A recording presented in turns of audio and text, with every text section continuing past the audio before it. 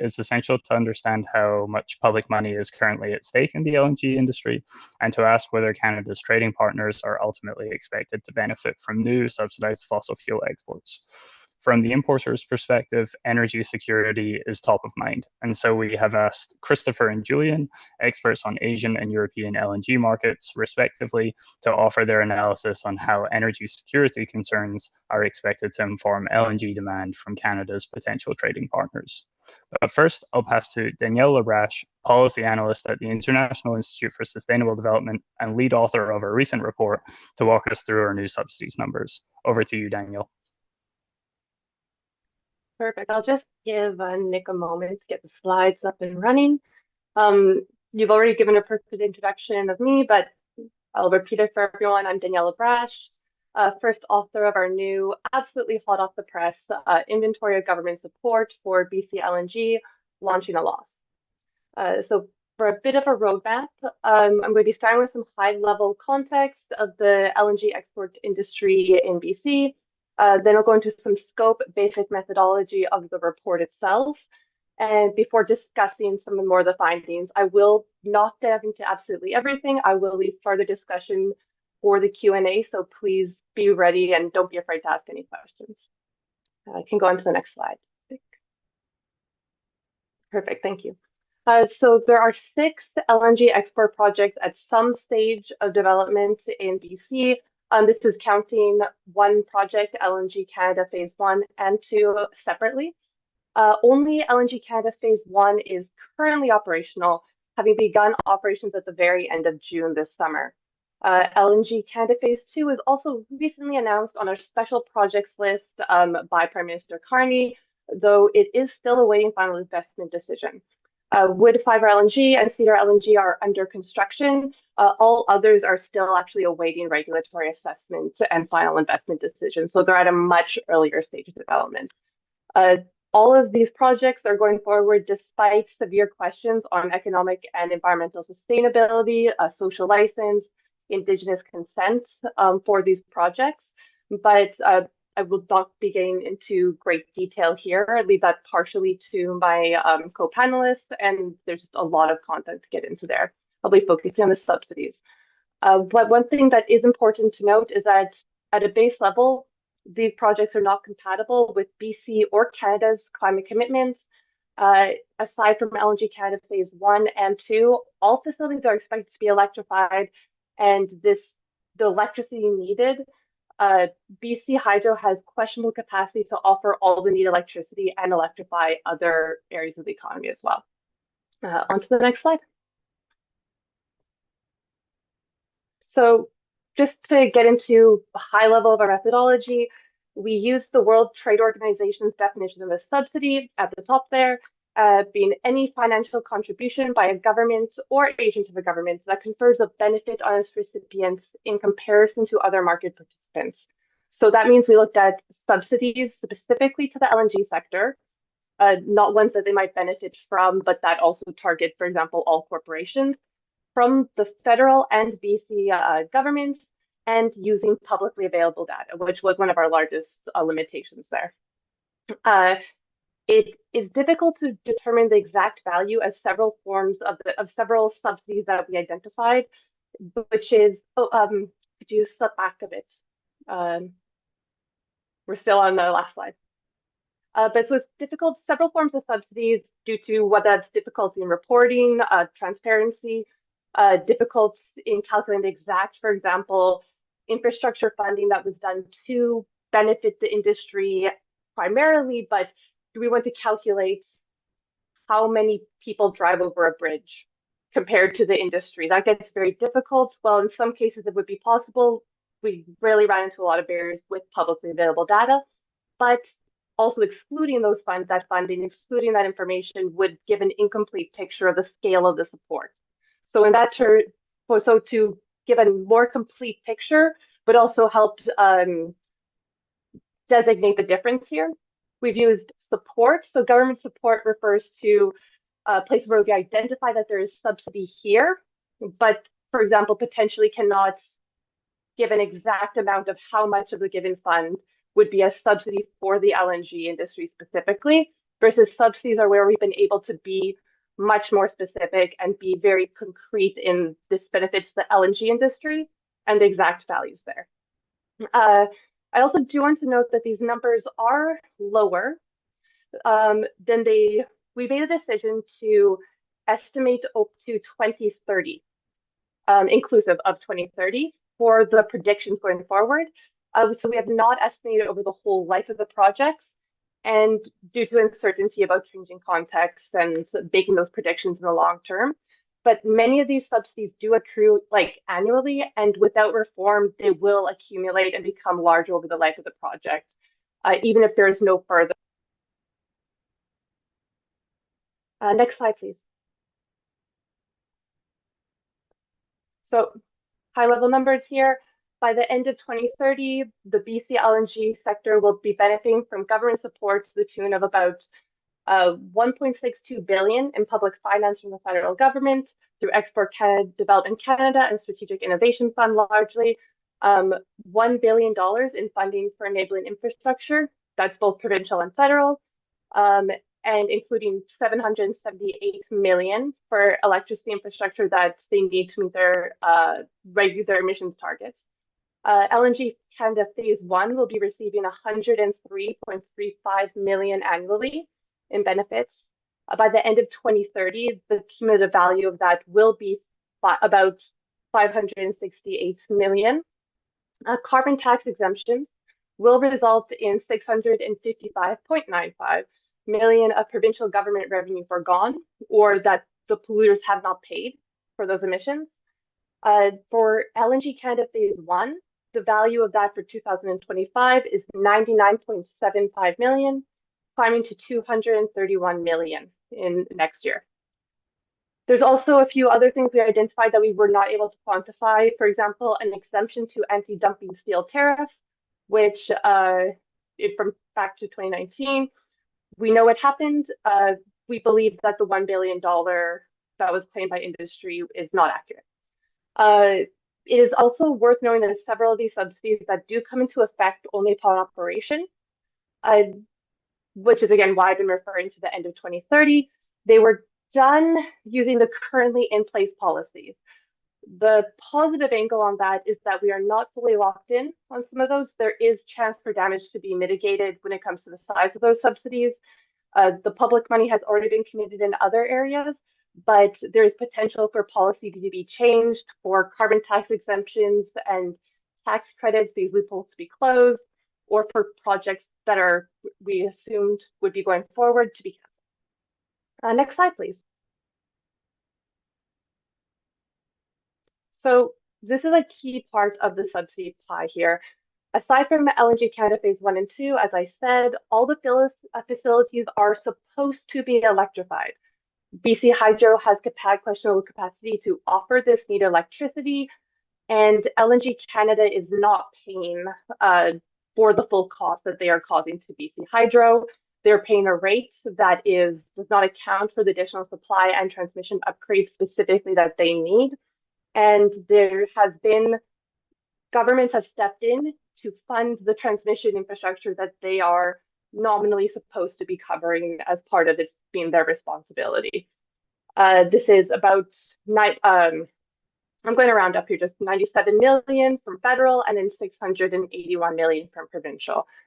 There's also the fact that the province recently softened the requirements on LNG facilities to be net zero by 2030, which would require full electrification to be only net zero ready by 2030, which is a bit unclear on what that fully means.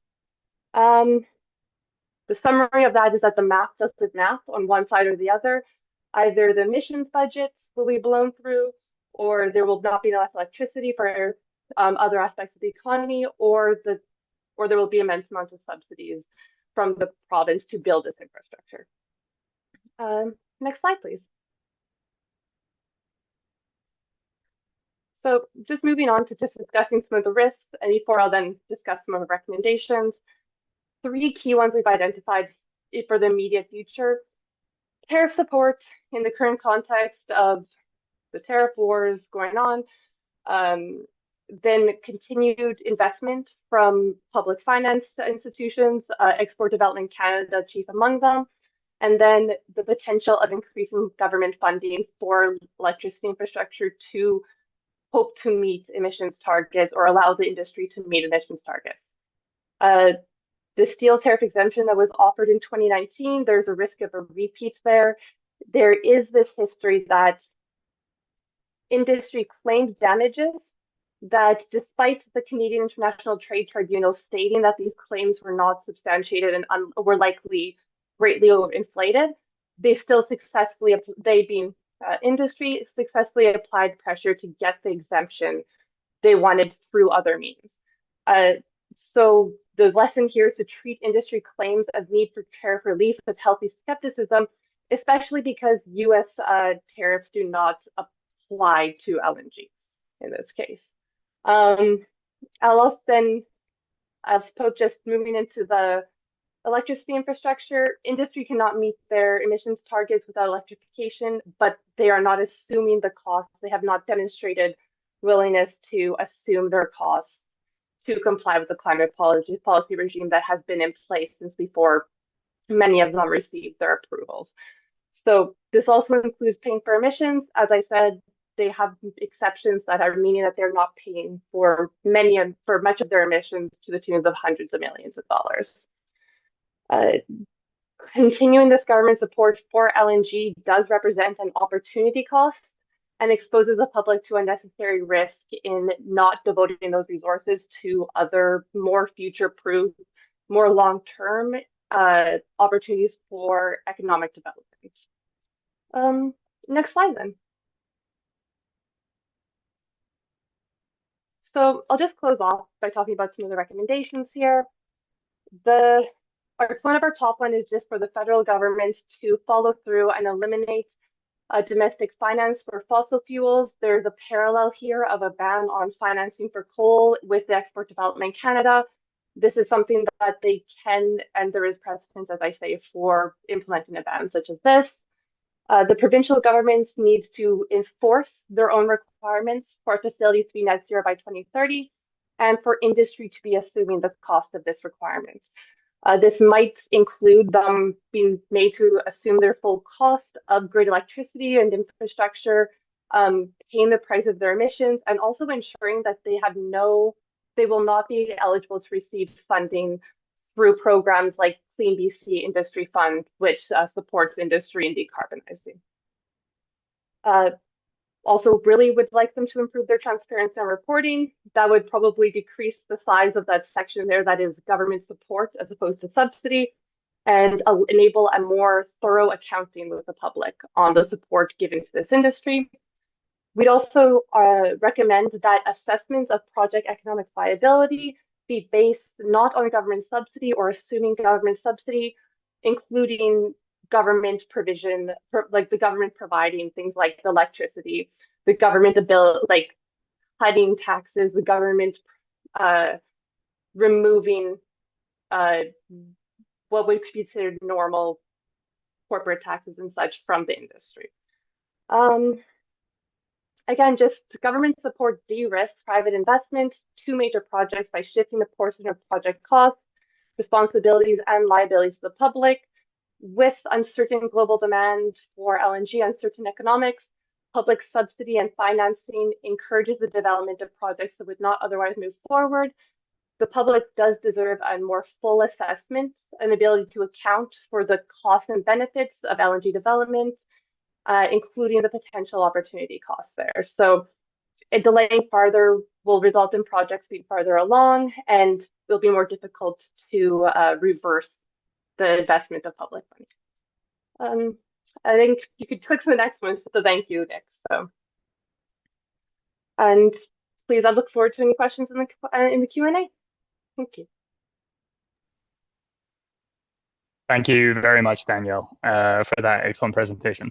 So now that we know how much money is at stake in Canada's LNG industry, I'd like to pass it over to our next speaker.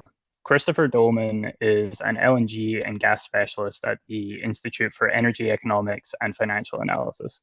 He joins us today to explain how energy security concerns are shifting LNG demand in several Asian countries, such as China, India, and Bangladesh. Over to you, Christopher.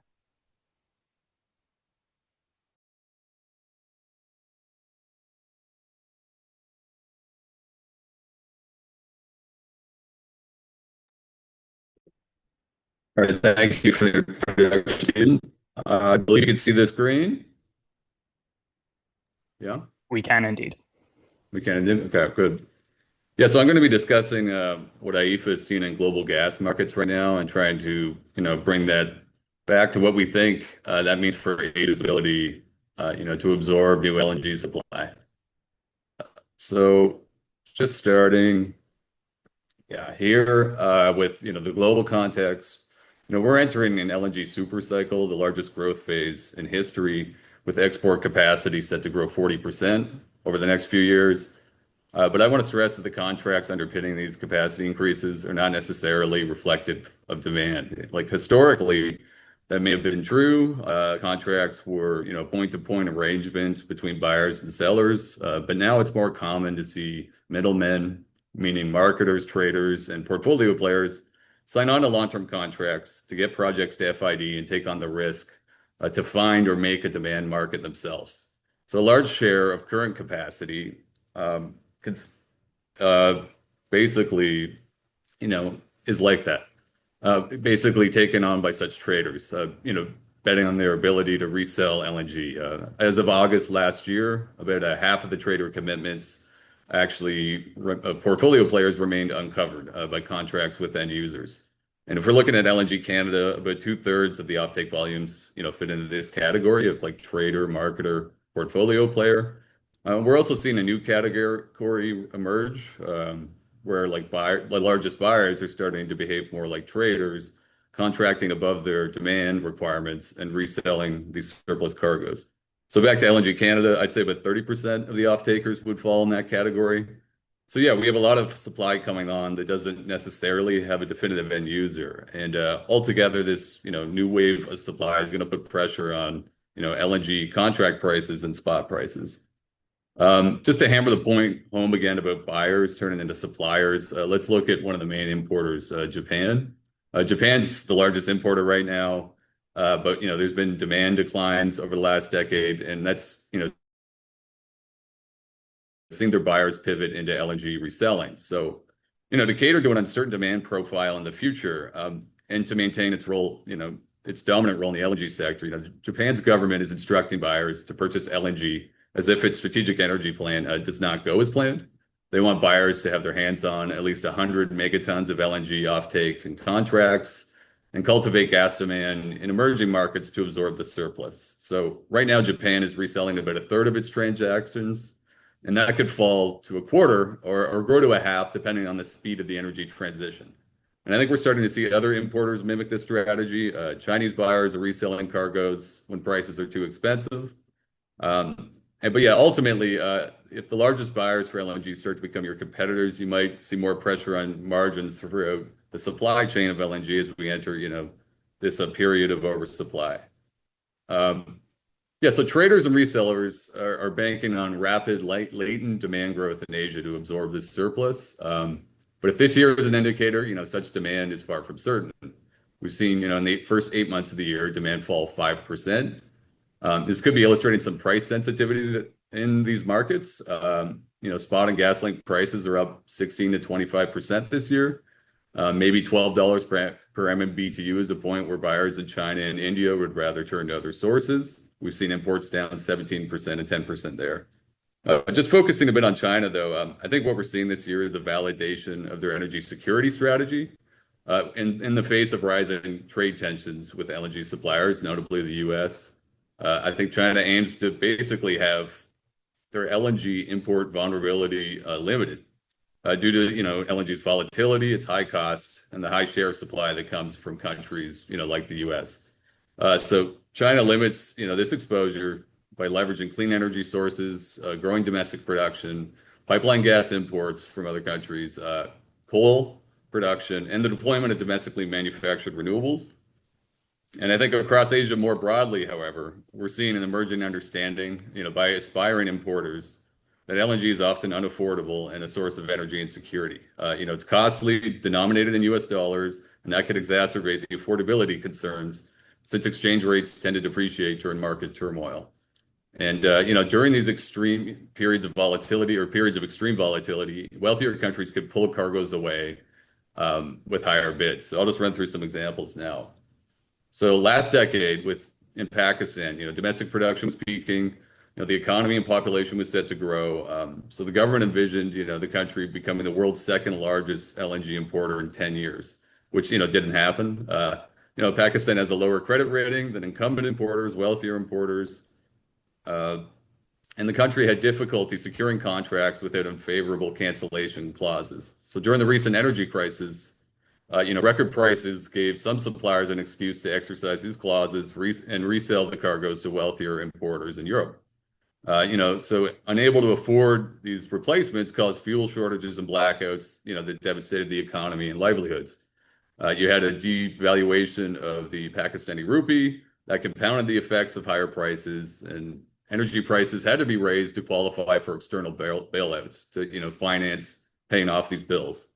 So fed up with blackouts, and unaffordable electricity tariffs, consumers have begun to turn to, low-cost Chinese solar panels to put up themselves to improve their own energy security and electrical reliability. Now Pakistan's one of the largest solar markets in the world, and we're seeing grid defection actually lower grid demand and gas-fired generation. Right now, Pakistan actually has a surplus of gas supply. It can't absorb the LNG that it's committed to, and it's trying to figure out how to defer cargoes, renegotiate contracts, and resell the surplus LNG without incurring, significant penalties. I'm moving on to Bangladesh. Bangladesh created a gas market on lower cost subsidized gas in the 70s, and that enabled it to become one of the largest, ready-made garment exporters in the world. Again, a similar story. There was an expectation of a lot of economic growth, declining production, and Bangladesh started to import LNG in 2018. So the subsidies there to pay for this have tripled since then. Currency reserves were halved during the energy crisis, and this created a large unpaid energy import bill. External finance from the IMF basically came with strings attached, namely lifting energy prices in line with the costs of fuel. And basically, now we're seeing higher prices and disruptions at import terminals create gas shortages and unaffordability concerns that are threatening economic growth. There were outages at fertilizer plants that lasted months to years. Exporters of garments have seen buyers shift to other suppliers overseas because they've been unable to fulfill their delivery terms in their contracts. And this summer, the state-owned gas supplier revised down its forecast for gas demand.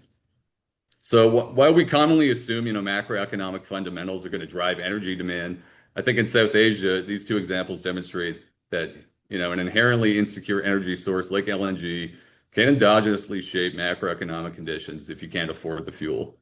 A few more examples. So in the Philippines, we're seeing policymakers, producers, and regulators all, express discomfort with the inflationary impact that LNG is having on the cost of generation. And they're doing what they can to enact policy to reduce their reliance on LNG. In Vietnam, that's another country where, commonly cited as a place where production declines are going to guarantee LNG flows. However, again, Vietnam built a gas market on low cost associated production that was about $1 or $2 per MMBTU.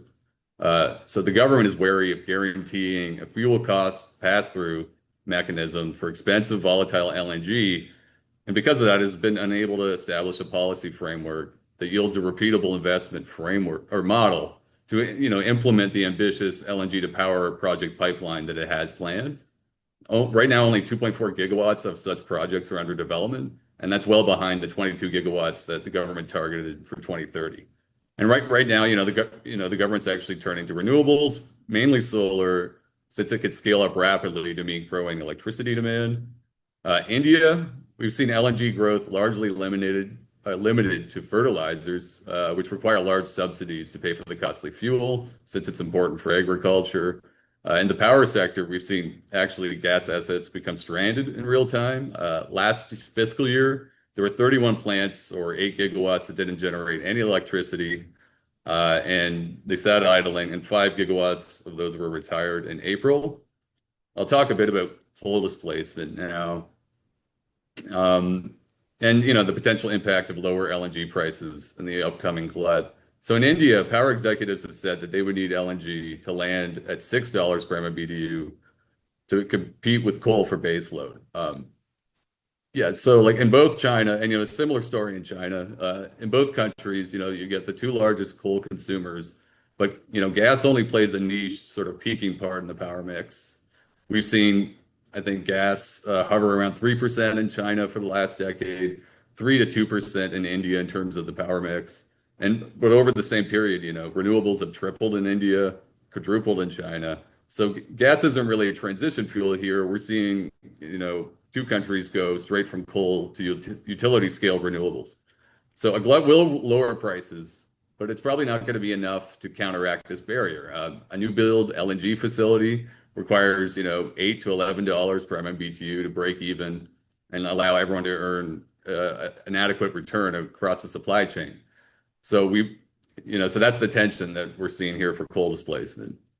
Yeah, and the alleviation of the upcoming glut is probably going to require China to absorb higher supplies. But there's also barriers facing LNG in the non-power sectors in China.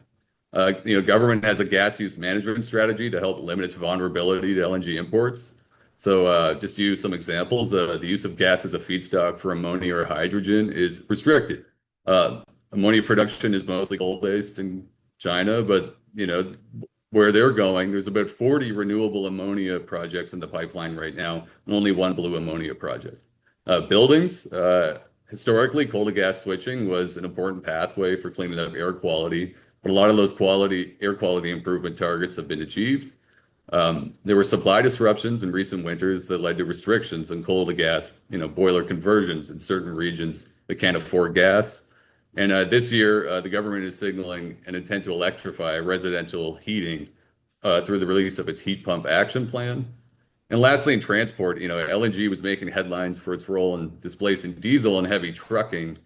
And while transport is a priority sector in China for gas use, battery electric models are emerging. As you can see in the chart here, and they're becoming competitive. And in the last 4 months, they've actually outpaced LNG heavy truck sales.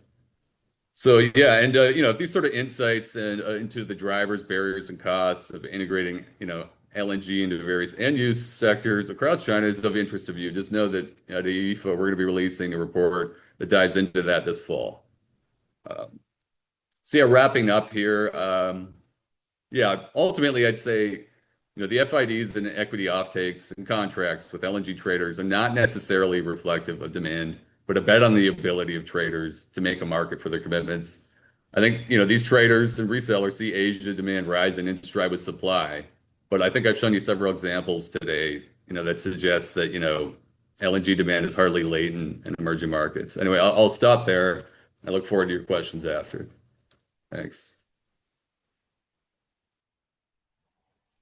Perfect. Thanks very much, Christopher, for sharing your research there. I think it's definitely helpful for us here in Canada to hear about how governments in Asia are responding to the recent LNG market volatility and the risks of over-reliance on fossil fuel imports. So thanks for bringing that to the conversation. Now, our next speaker is Julian Schwarzkopf, the team lead for gas phase-out at Deutsche Umwelthilfe, or DUH. Julian is joining us today from Germany to give us an insight into how energy security concerns are affecting debates over LNG imports there, and whether new imports are likely to add more risk than reward. Take it away, Julian. Thank you, Stephen. Excellent job on the pronunciation. Let me start by saying a few words about Deutsche Umwelthilfe, or Environmental Action Germany. We are a German environmental and consumer protection NGO, and we are particularly known for our work on LNG and fossil gas. We have been involved in legal challenges against almost all of the German LNG projects. So in my presentation, I will be focusing mostly on Germany with references to the EU where relevant. Germany is the largest gas consumer in the EU, so it's a very attractive market. and it only recently started building LNG terminals and importing LNG. Before that, gas demand was purely met via pipeline deliveries. So Germany currently meets 8% of its gas demand with LNG. That share is higher in the EU. It's not likely to grow significantly. So next slide, please. I'll start by giving a quick introduction to the priorities of our current government or our new government. Apologies, let me just remove my cat. Okay, so here you see our new government that has been in power for a bit more than 120 days by now. This new coalition by Social Democrats and Christian Democrats, you can see in the top right there the black and red wedges barely edging out a parliamentary majority. This new coalition has replaced an old coalition that had the Green Party in addition to the Liberal Democrats and Social Democrats in power, and had consequently very different priorities. So next slide, please. What we can see in Germany right now is really a shift in the narrative. We have a new energy minister that used to work for a gas company and is basically framing the energy transition as something that, well, has gone too far, is hurting industry, and advocates a reality check of the energy transition, which basically boils down to reducing support for renewable energy and relying on old solutions like gas power plants that Germany is, or the government rather, is trying to build a large new fleet of, including with subsidies. So on LNG though, the current and former governments are mostly aligned and share priorities. I'll go into that in more detail. So next slide, please. Yeah, what we see here are political documents from the EU and the German coalition treaty. On the left-hand side, the action plan for affordable energy from February this year, and on the right-hand side, an excerpt of the German coalition treaty. So this is clear signaling, mostly towards the US, that there's a supposed need for or interest in new international LNG contracts. Apologies, my cat is really throwing me off. The question, though, is even if this political demand is being communicated, and it was communicated early in particular to appease the Trump administration in the United States, while politically this is being communicated, is there even a need for new contracts at this stage, as the crisis that we've had after Russia's invasion of Ukraine is mostly over and gas demand is declining? Right now, it's already declining. It's significantly down compared to pre-crisis levels, and in the long term, the trend is also towards a rapid decline as we are approaching our climate targets. So next slide, please. This is a timeline of LNG policy as started by the former government. So in February 2022, we had Russia's invasion of Ukraine. Gas prices were going through the roof. There was the need to shift away from Russia as a supplier, which at that time supplied more than 50% of the EU's and Germany's gas. And voila, the shift to LNG.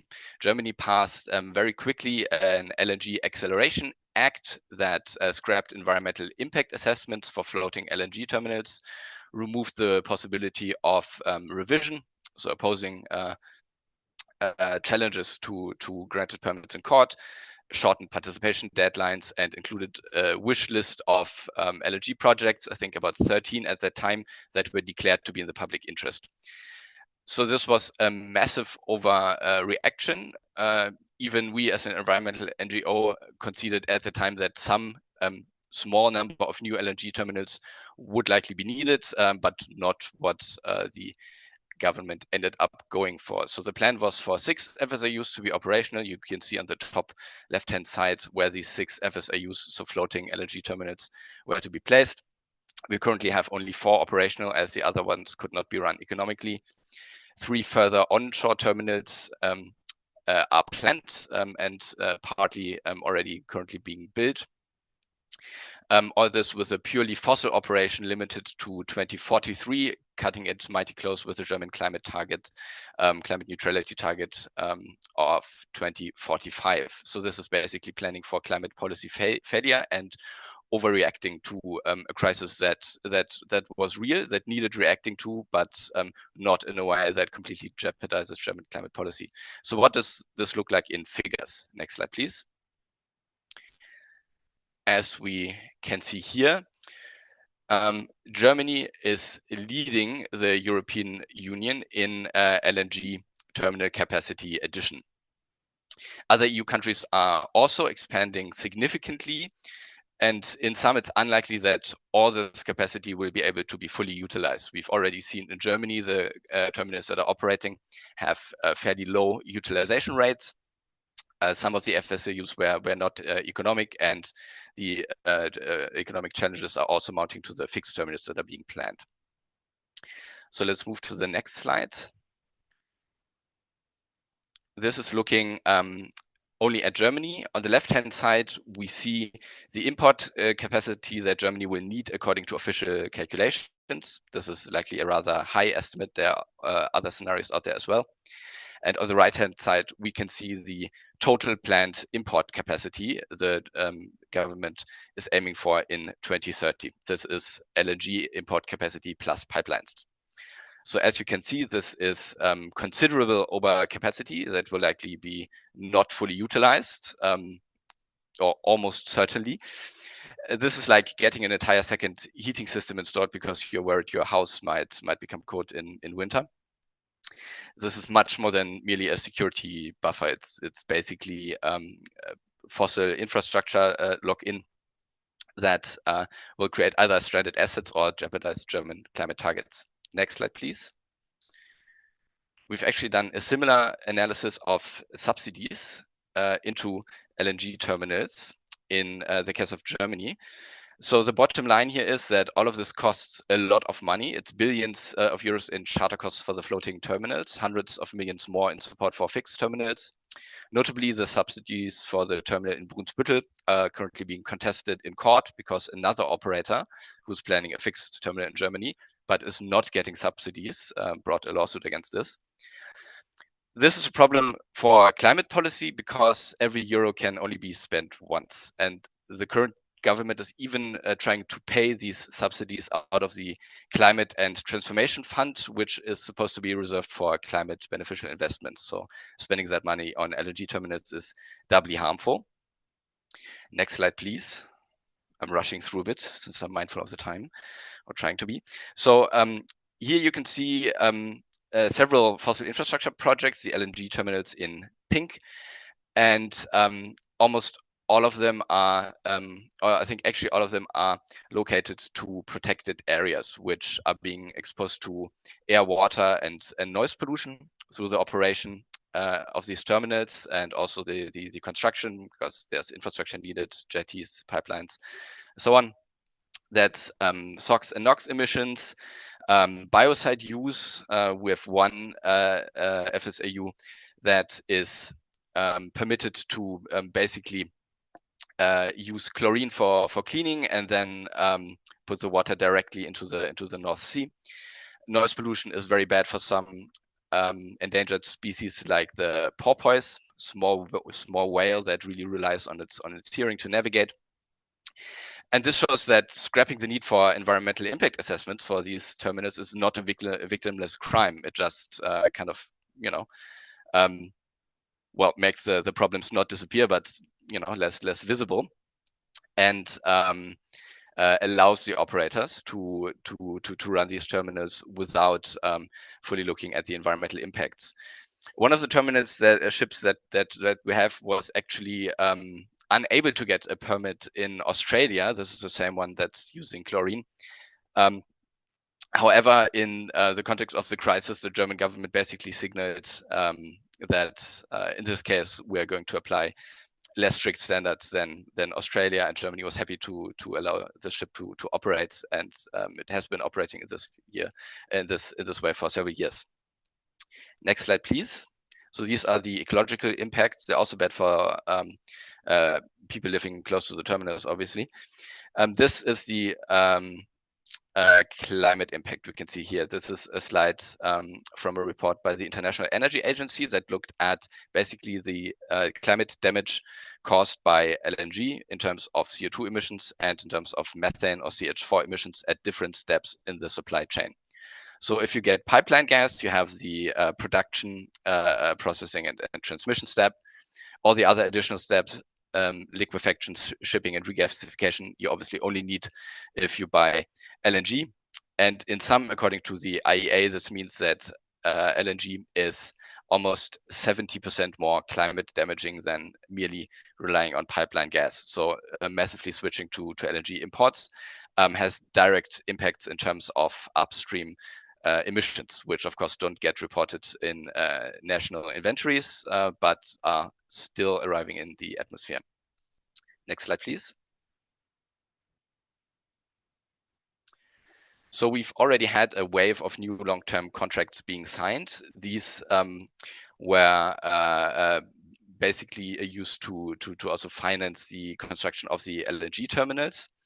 And the problem here is that some of these have very long run times. So from the perspective of an exporter, that is obviously attractive. From the perspective of an importer that also wants to reach climate neutrality by 2045, it's highly problematic that some of these contracts run into 2046. Longer than the terminals are supposed to operate purely on a fossil basis. So it's unclear how all that will pan out. But this is, of course, a significant lock-in. It also means that a lot of the capacity that there even is for new long-term contracts has already been snapped up by the United States. Next slide, please.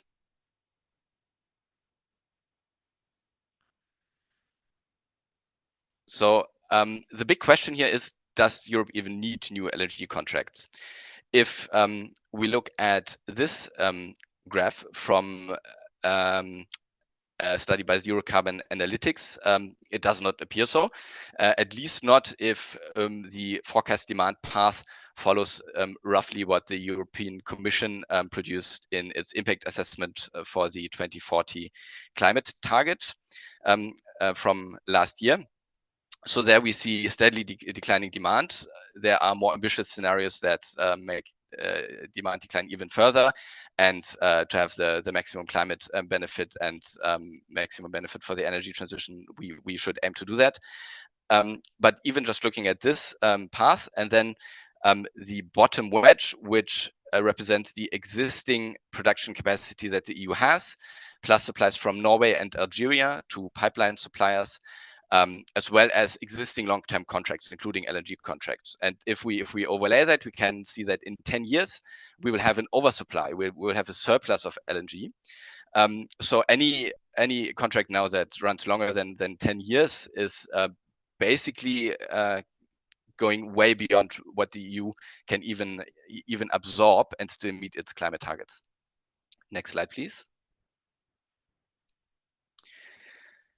Yeah. Here, this is something that we've also heard in the previous presentation.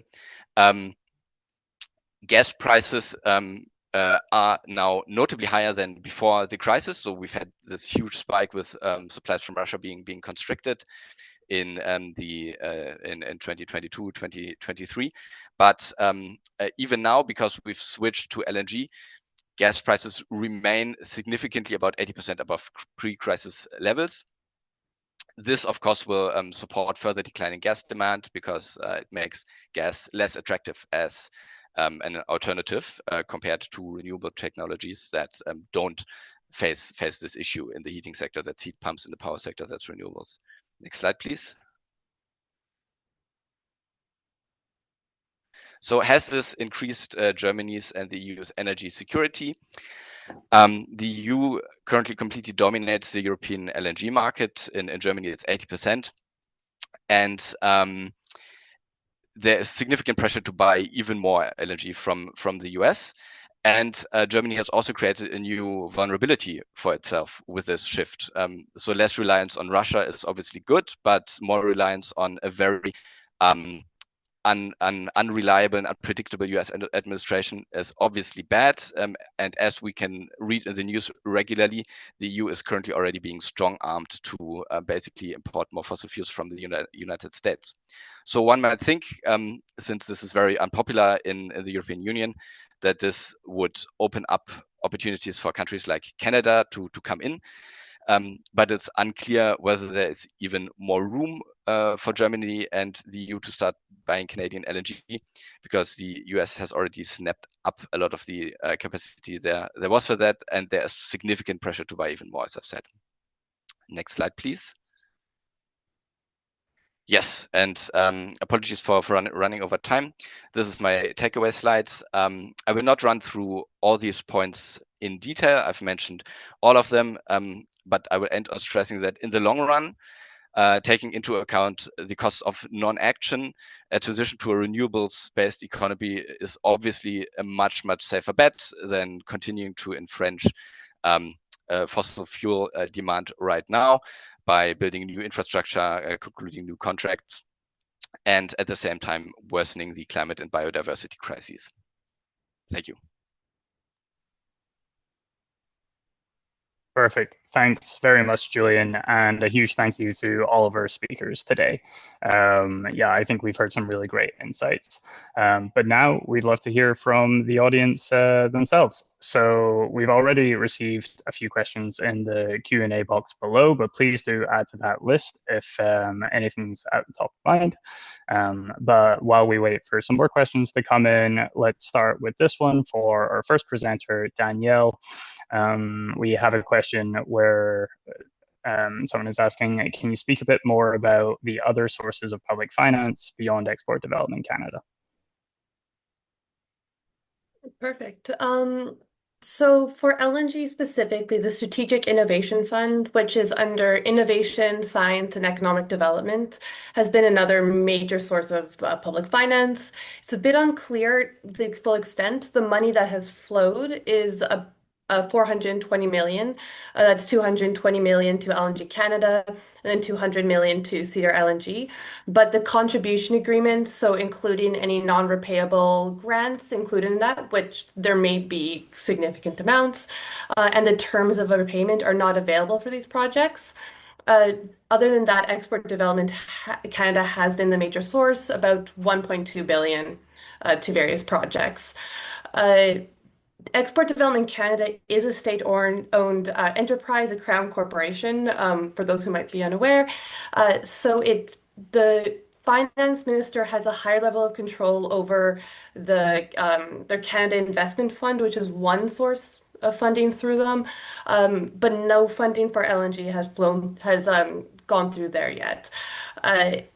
However, through their corporate account, it's more nominally, at least, arm's length, though the conditions for which, like the mandate, performance measures, objectives, are set largely by the Minister of International Trade. I will note, though, that the EDC is also unusual compared to similar agencies in other countries, both in the reporting transparency and in investing domestically.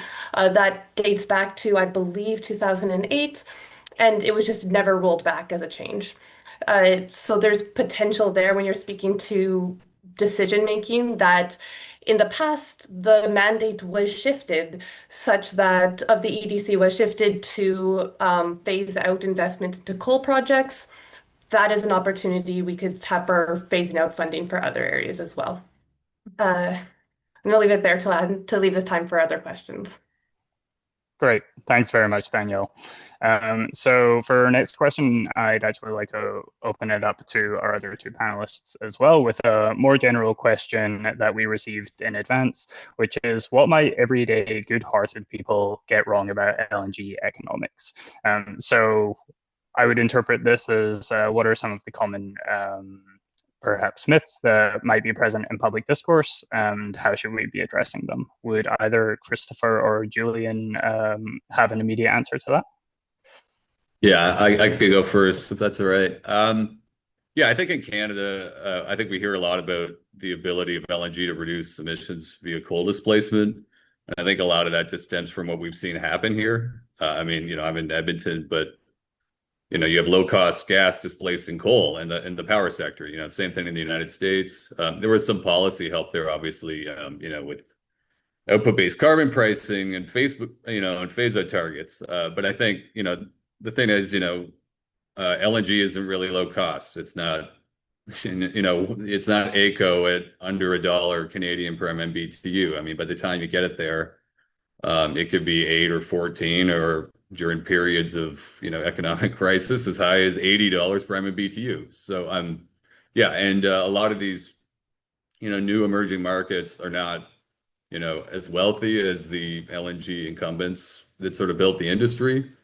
And yeah, so I think basically the first thing would be that it's difficult to compete with coal and without being inflationary for electricity production, energy consumption in these countries.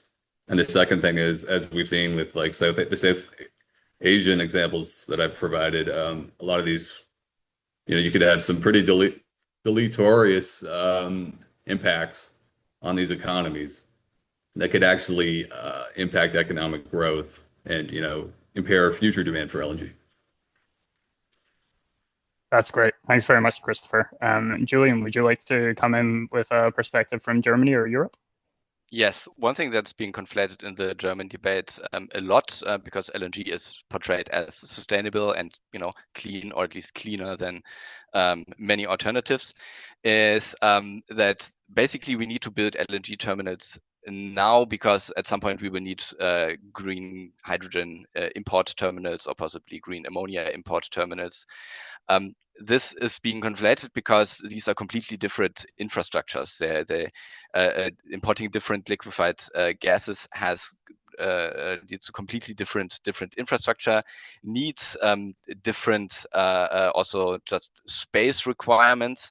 So building or rather the necessity to at some point in the future import green gases in some amounts does not in any way justify building fossil import terminals now.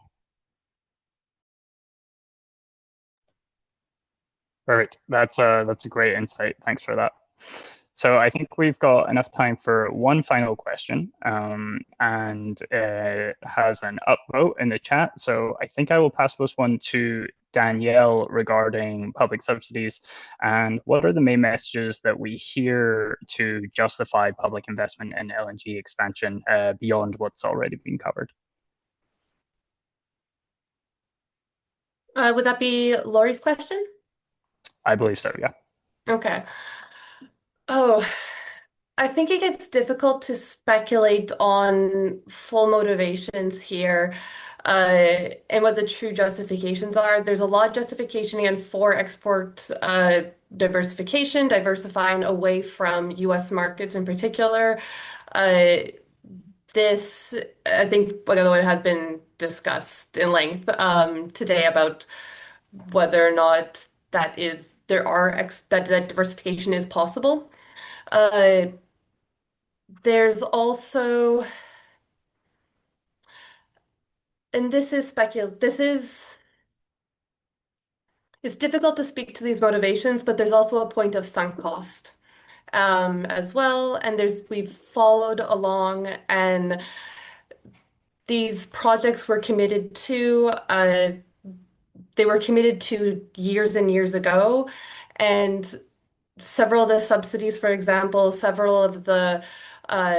a lot of the funding that has flowed was committed to at a much earlier date when potentially the economics were different.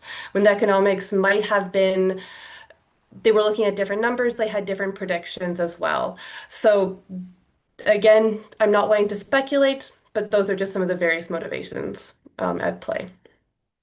Perfect. Thanks very much for that, Danielle. And I think that's a really good point to end on, in fact, which is especially when we're looking at support for the LNG industry here in Canada. While some of this money has become a sunk cost, not all of it is, as ISD's report shows, and there's definitely still time to change track going forward. So that's I think that's a perfect note to end on. And with that, I think we can conclude today's webinar. I just have a few closing remarks. So first of all, thank you to our audience for taking the time out of your day to join the discussion and to feed into the Q&A especially. We really appreciate it. Let's also say one last thank you to our speakers, Danielle, Christopher, and Julian, for their really excellent presentations. They have each shared their contact information as well, so if any of your questions weren't answered today, please do reach out to them afterwards. I'm sure they'll be happy to discuss. The same goes for our team here at ISD. We'll be happy to continue the conversation elsewhere. I'll also take this opportunity to remind you all that part 2 of this webinar series will be announced shortly. It will take place in October and will focus on the economic risks faced by households and businesses in LNG exporting countries. And I think that speaks to some of the questions that we didn't get to in the Q&A today. So please do check into our second webinar where we address those points in more detail. And much like today, we'll have speakers from both Canada and abroad to facilitate an international conversation on this pressing topic as Canada continues the next steps for its economic future. So stay tuned for that. And until then, all the best. Thanks everyone for tuning in.